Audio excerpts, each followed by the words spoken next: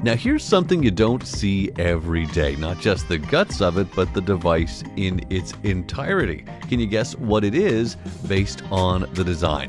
There it is now. At least the shell of it.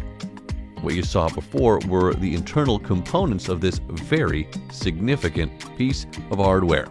That is a submersible pump, and one that is going to bring water to a nearby village, once repaired that is. And the most important part of this repair is taking care of the windings inside. If you're not sure what those are, we're going to go through it and how they're installed. Windings are made of copper wire that is wrapped around a magnetic core. The copper wire and windings generates a magnetic field when an electrical current is passed through it, and the windings are located in the motor stator of a submersible pump. They're connected to a power source that provides electrical current needed to generate the magnetic field that drives the engine and pump. Now in this case, as they needed to be reinstalled, let's take a look at the steps involved in installing the windings into a pump. You need to remove the motor stator first, disconnect the power source, remove the motor stator from the sub pump, and then inspect the windings to take a look at the issues. If they're damaged, as they were in this case, they'll need to be replaced. When it comes to installing the windings, you need to wrap the copper wire around the magnetic core, making sure that it's evenly spaced and not overlapping. Then securing the windings in place with electrical tape or special adhesive designed for this very specific purpose.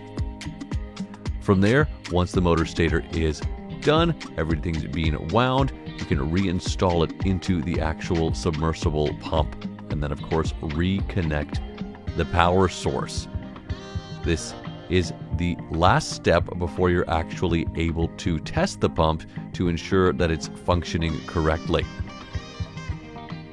And this one just about done now, clipping the ends of those wires for connection before the head on one end is popped back on, and there you can see that electrical tape being wound around and some lubricating oil being dropped inside as well before it's all sealed up and ready for that test.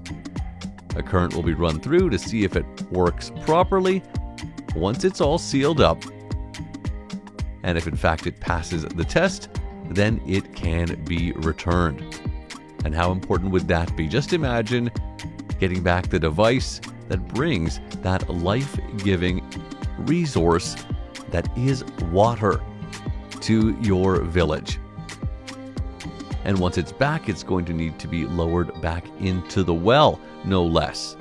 A few steps to go, but the first major one taken.